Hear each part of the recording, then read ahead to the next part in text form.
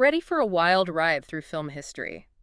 We're diving deep into a time before Hollywood, a time when New York City was the epicenter of filmmaking. That's right. And we're talking the very early 1900s, the era of Nickelodeons, when moving pictures were just starting to capture everyone's imagination. And what's amazing is that New York wasn't just making films, it was inventing the entire industry. Exactly. Laying the groundwork for everything we know about Hollywood today. It all started with this incredible energy, right? I mean, in New York in the 1910s, you had this melting pot of cultures, this booming theater scene, and And don't forget, it was the financial capital. Filmmaking was a gamble back then, and investors, well, they were more likely to roll the dice in a city that never sleeps. it's like all the ingredients for a cinematic revolution were right here in New York. Precisely.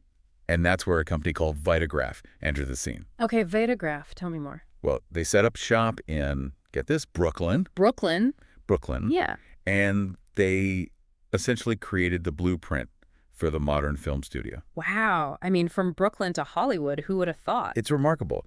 Vitagraph, they were ahead of their time. They knew that to keep up with this demand for moving pictures, they needed to make production more efficient. So they built these massive studios, stages, sets, costume departments, you name it, they had it. A true factory dedicated to film. It's incredible to think that this model that Hollywood would later adopt, the one that made them famous, it all started here. It really did. Yeah. And here's something most people don't know. Vitagraph, they even had their own power plant. See, back then, reliable electricity, it wasn't a given. And they had to make sure those cameras could keep rolling. Wow, talk about visionaries. But it wasn't all just business and efficiency, right? No. Because New York, it always had that touch of glamour. We had stars like Rudolph Valentino captivating audiences. And those stars, they weren't afraid to push boundaries.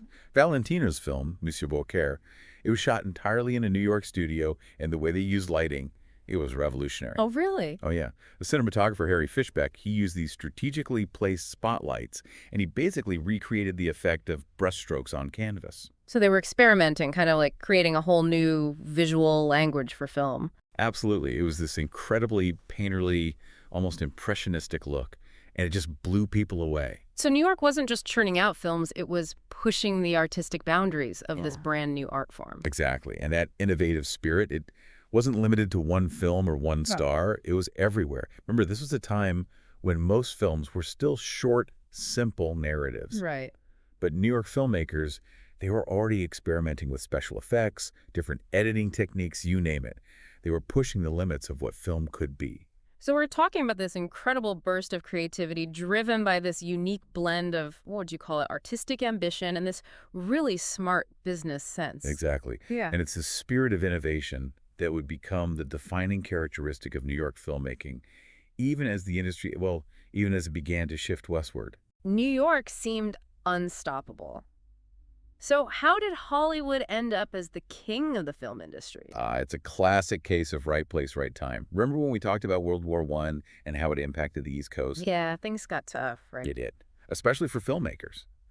Coal rationing hit industries that relied on electricity pretty hard. And those massive studios needed a ton of power. Exactly. And while New York was dealing with shortages and rising costs, Hollywood, well, they had California sunshine. So they could film outdoors more and save money on electricity, I get it. Exactly.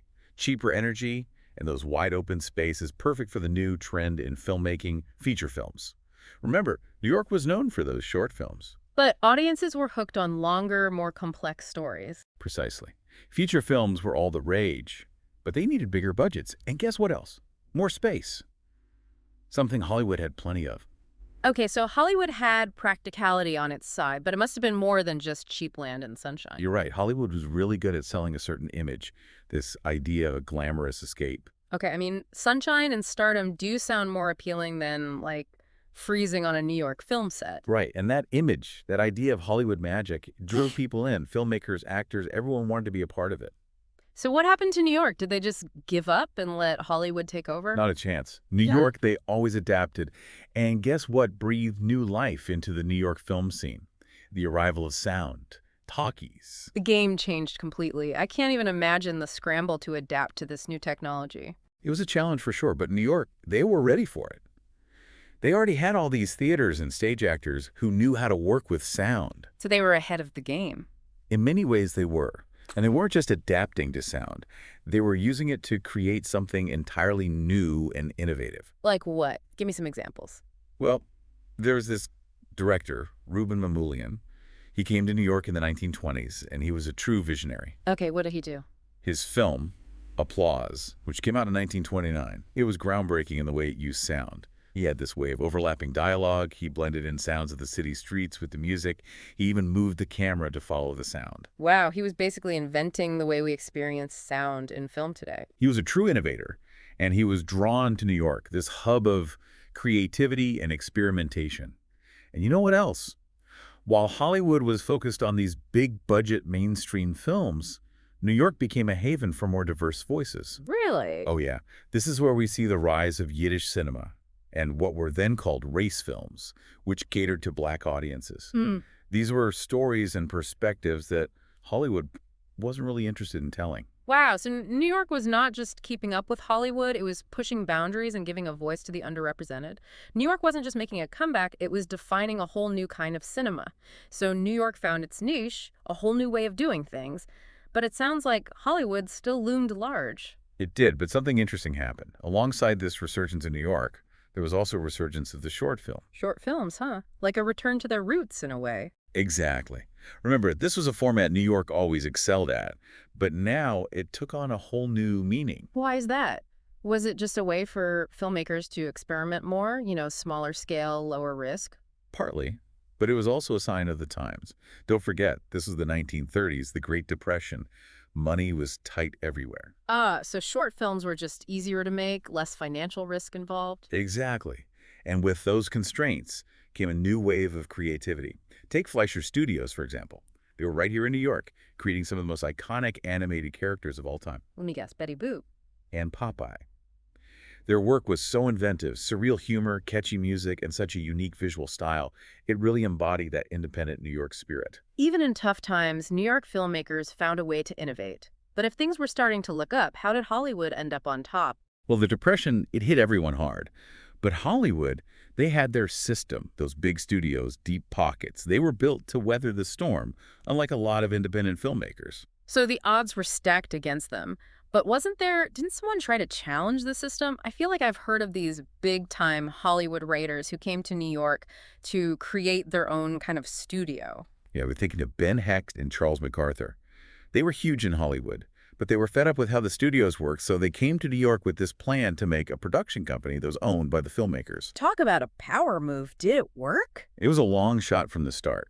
The big studios, they weren't too happy about it. And on top of that, there were financial problems, even disagreements within their own team. So, yeah, it ultimately fell apart. So that really was the end for New York as a major film hub. Well, not quite. It's actually a pretty amazing twist.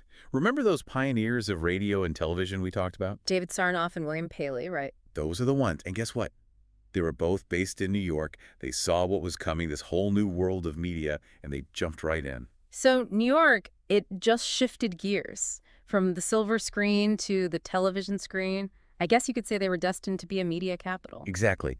And that shift to television, it wasn't just about entertainment. It was news. It was advertising. It changed the game completely. Wow, talk about a wild ride. We started with these early studios in Brooklyn, then the invention of sound, and now the birth of television. It's amazing to think it all happened here. It really makes you wonder, what if things had gone differently? What if New York had held on to that film industry? Would Hollywood still be the Hollywood we know today? It's fascinating to think about. It really is. This deep dive into New York's film history shows us that sometimes what we think of as inevitable, it's anything but. It's a story of creative risk takers, of resilience, of adaptation. And that's what makes New York, always reinventing, always evolving.